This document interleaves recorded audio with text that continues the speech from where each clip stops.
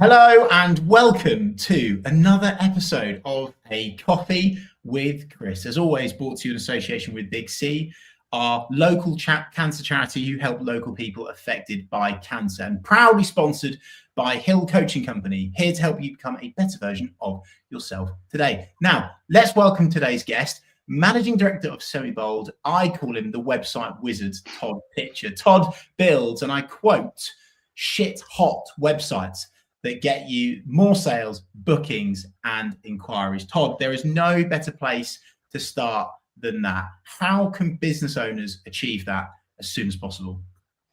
It's one of those questions that I'd love to answer with do this, do this, do this. But there's so many factors that are involved in making a website work.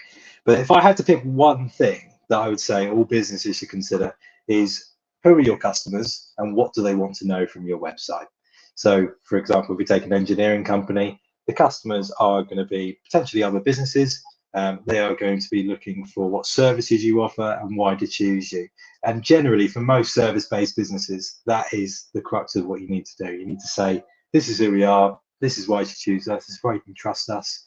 And those things are the core, I'd say. Keeping it simple, Todd, I like it. That's a solid That's place. the way. It's a solid place to start. Just on that topic of kind of, saying, just keeping it simple. I think there is this confusion out there, which is, are you meant to bung tons of information on your website? Or are you meant to almost tease your customers and prospects? Like, should you just put something in, but not all of the thing? What's your take on that? My personal opinion is that you should answer as many questions as you can on a website, because I look at it as barriers to people contacting you. If you don't answer their questions, if you don't say, this is, here are the answers to your questions, even in as simple as an FAQs format, you are going to lose people, because people want their questions answered. They want their doubts removed so they can contact you. I was going to ask you about that, Todd, as well. Like FAQ pages, is that a big thumbs up from you? Because that people think that's old fashioned sometimes, but I'm a big believer in FAQs. Are you too? I love FAQs. I think they're one of the most important pages of the website. Like I said, people have questions, whether you're looking for a plumber or whether you're looking for, a high ticket service, people have questions before they buy. And if you can answer those mainly within the website body content, but also on an FAQs page, it's just good for the user. Good, fine. I'm not completely out of my depth with websites. Then I'm starting. You might prove me wrong later on, Todd. We'll see how we get on.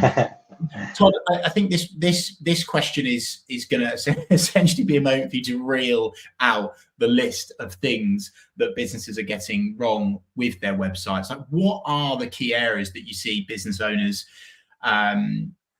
getting wrong time after time, or perhaps the things of the areas of a website that people don't spend enough of their focus on?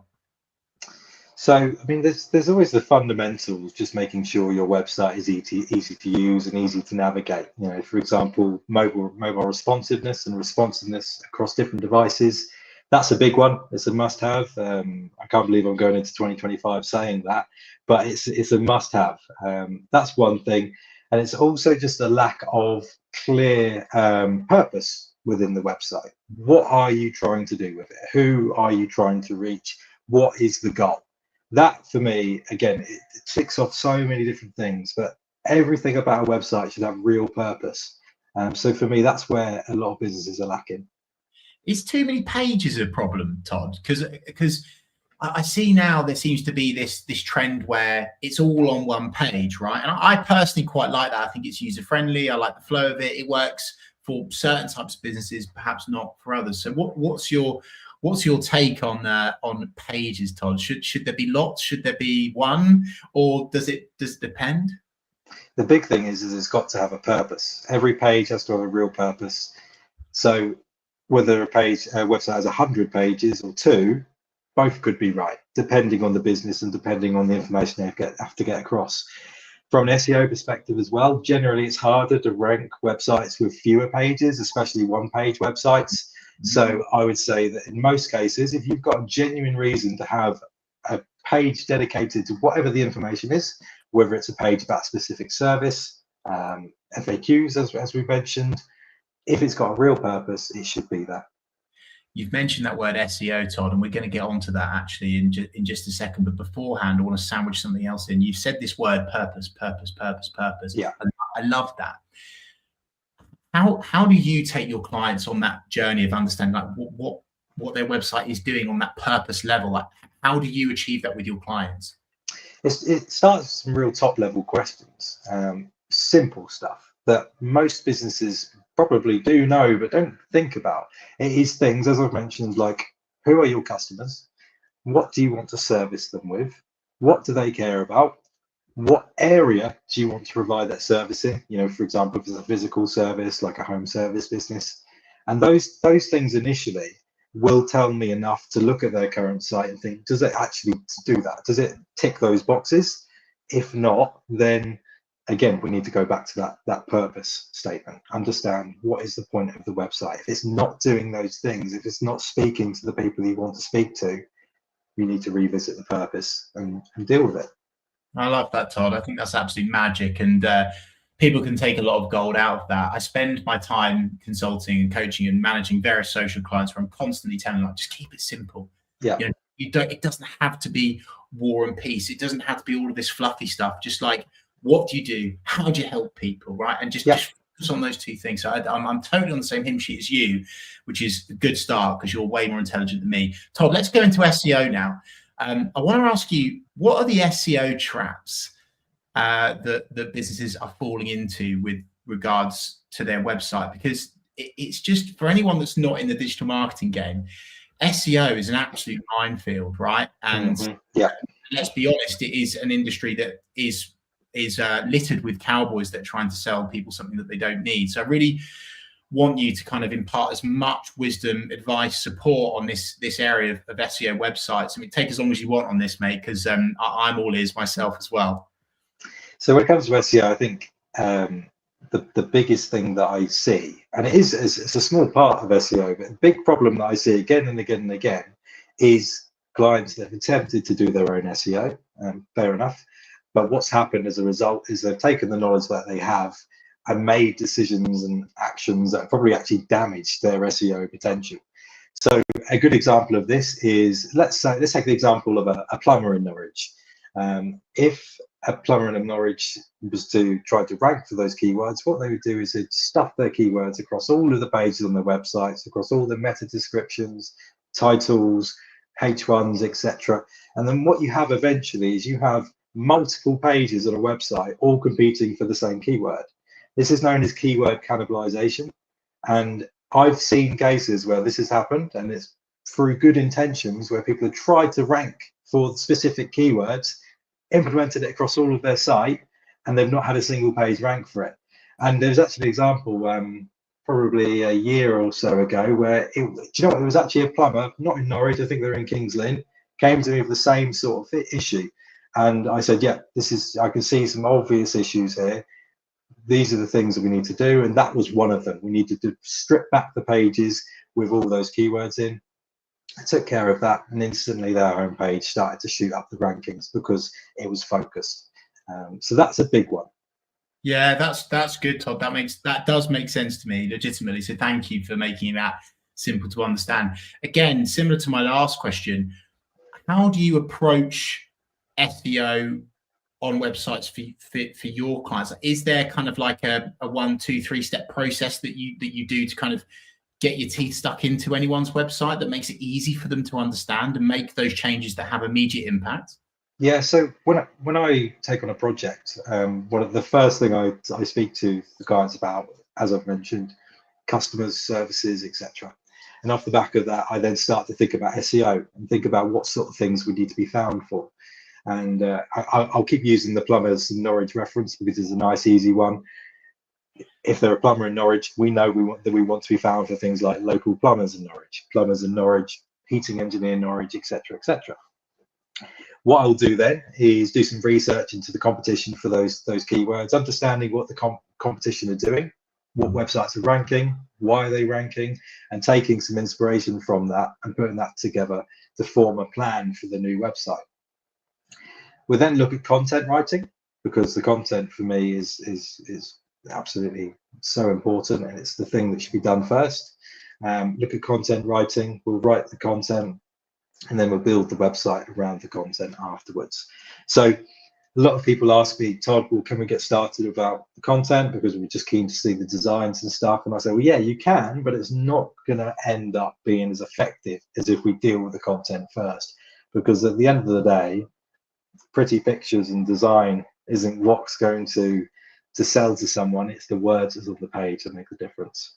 I love that, Todd. I've seen that plastered on your website, actually, that it's not just about a sexy, pretty looking website. It's about sales. It's about the actual impact that your words have, which I think is a fantastic thing to live by. I'm a huge advocate with regards to that for social media marketing too.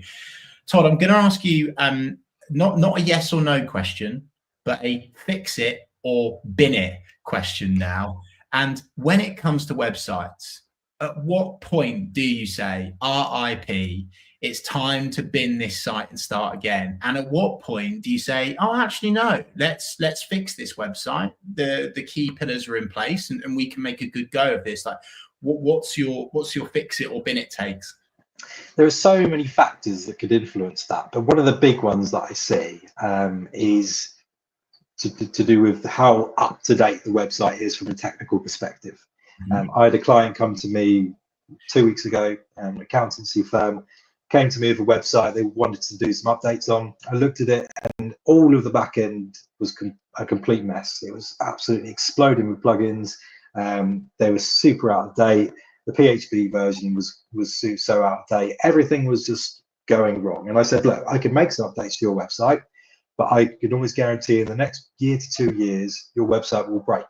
So it makes sense to address that now rather than sort of working with a ticking time bomb and doing it all with longevity in mind from scratch to give it more life, I suppose. So the technical background of the website is a big factor that I looked at when it comes to deciding, can we work with this or should we bid it? Another one being I'm going to go back to that P word, purpose. Does it tick the boxes? You know, is there something here that I can work with to actually make sure that the website meets the purpose of the clients, the goals that they have? Or is it so vague? Is it so mixed up that it makes sense to just scrap what's there in a sensible way and rebuild it? And those are the two main things that I look at when it comes to deciding, can we do something with it or can we just bin it and move on? On a personal level, Todd, do you always find that a bit of an awkward conversation? Because I think some people see their websites as their babies, and you're kind of saying your baby's ugly. It's time to change it. That must be a conversation to have. It's super hard, and it's also super hard because not only that, but they've invested money in it a lot of the time. You know, as we've spoken about before, not everyone does a stellar job, or sometimes, to be fair, they might have done a stellar job 10 years ago and things have moved on and things are out of date and their business has evolved. So I would say, yes, it's always a tough one, but it's a necessary one and most people take it really well. Is there a timeline, Todd, that I know this is a bit of a finger in the air, it depends question, but is there a timeline of, you know, say, for example, I created my website 4 years ago. Is there like a best before date before you would actually say that just freshen it up in general, or can you not apply that brush? I wouldn't say there's a timeline because I have worked with some clients where I built their website about 6 or 7 years ago and they still have the same website, but it just had a new lick of paint every now and again. And I've maintained it for that duration. So I would say there's no, unless a software or a tool or a coding language or something becomes obsolete and is left behind, then you can probably continue to use it as long as it's been looked after and has evolved with the times and with the business. They're the key things. I love your honesty on this, Todd. I think it's really important that you're not just trying to sell people a new website. You're actually happy to say, no, this is totally fine. Let's just fix it, or let's give it a lick of paint or some new words rather than just the sexy aesthetic. And Todd, I want to ask you about the platforms now, because there's maybe some debunking to do here. Yeah. Some people are so on one side of the fence, so on the other regarding the best platform to build a new website on. And obviously you see various commercials for different website partners. is there a best? Do you have a preferred one? You know, is it WordPress? Is it Squarespace? Is there a specific platform that you would recommend to build a business's website on? No specific platform for businesses in general, because everyone needs something completely different. Sure. What I would say though is that there have been times where I've been approached by startups. Could be a cafe, it could be go back to engineering, plumber, for example. Could be anything, but they've started off their business from scratch, and I tend to say, look, do you know what? If you've not got a certain level of budget, it makes sense to just get yourself online with something like Squarespace, Wix, or some sort of do-it-yourself builder tool. I don't think they're amazing. I think they're pretty good at getting people online, and I tend to say, go ahead with something like that. Establish your business, find your feet, find what you want to do, and then come back to me when you want to make your website a real tool for growing your business. So I think there's all CMSs have their own place and their own uses. I personally use WordPress. Right. I feel for me it is perfect for 99% of the inquiries I get. There's only been about 2 or 3 times in the past few years where I've actually suggested someone might need something more bespoke, like a complete bespoke content management system or a SaaS tool. Sometimes it verges on the edge of. They're the cases where I say, WordPress is kind of not really suited for that. You need something from scratch that's completely dedicated to what you're trying to do. They tend to be real complex websites, that might have connections of different systems. They might do a specific, they might have a specific tool, for example. For example, I remember one being a custom number plate generator, which had many other functionalities within. And in that case, you could do it within WordPress, but long term, it's probably not best to. Really interesting, Todd. I like that. When I ask that question, it's kind of a bit of a trick, because I always think in marketing, the answer is so often it depends. That's the way. and the people that say, oh no, it's just definitely this, I always am a bit suspicious of that. So for me, that's a tick, Todd, that you certainly know your stuff, mate. I think that's very, very good of you and honourable to say.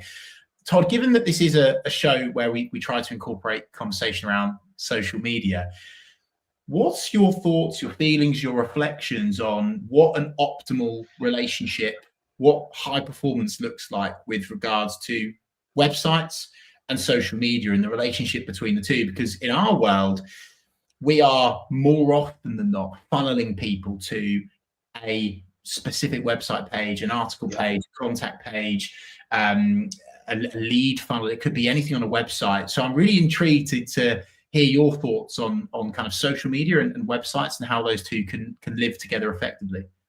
It's part of the whole marketing process of a business. I always say to people when they have their website built by anyone, it's brilliant that you've got this lovely new website. It's designed to take users into customers, and that's really important. But you need to get people to the website for that to take place. And obviously, there's search-based things we can do for that. So there's SEO, there's PPC. But I tend to say that I would rather a business try to draw customers from all avenues, social media being one of them, referrals being one of them, strategic company partnerships being another one of them. If you can get people coming in to your business from all of these different avenues, it means that you are, you've got multiple eggs in multiple baskets, so to speak. And also it means that you have got a better chance of converting people.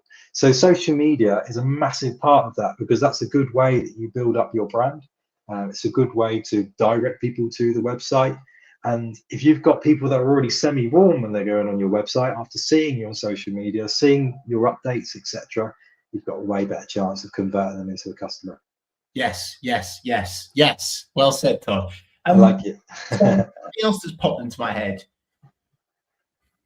Is it still a good thing to do to have your social platforms on your website in terms of your contact page, maybe at the top, maybe in a footer? Is there any specific location that you think they work best? What's your thoughts and opinions on that, Todd?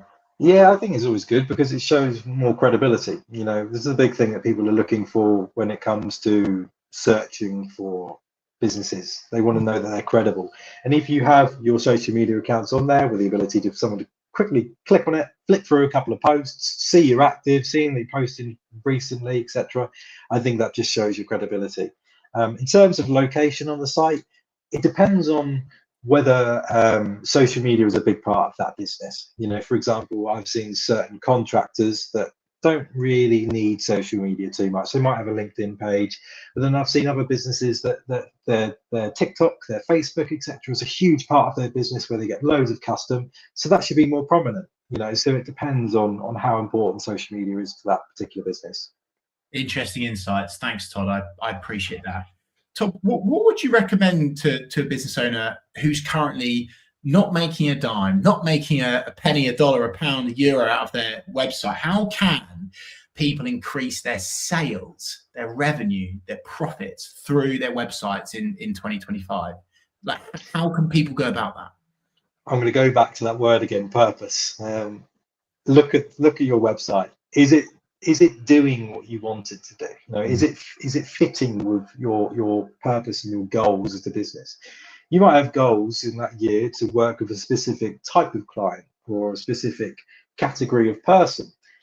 Look at your website, and does it do that? Does it speak to those people? Does it state the services that you actually are offering currently, for example?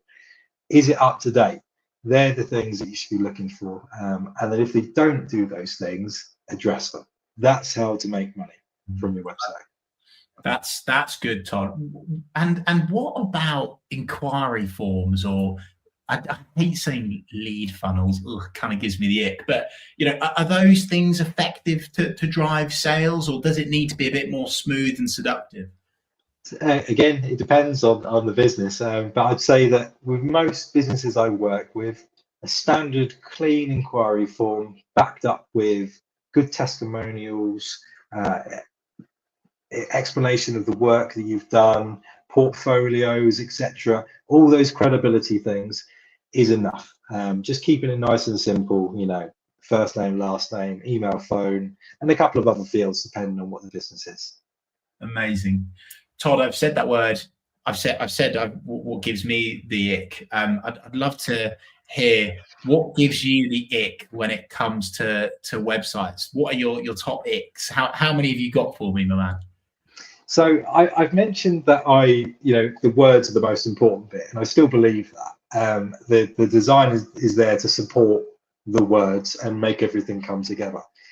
But starting off as a graphic designer before I moved into web, a big thing for me is just simple things like spacing and padding and text sizes being consistent and even. I can't stand when I go on a website and I see that there's no alignment. Things are all over the place, and sometimes it's done on purpose, and there's a clear use for that.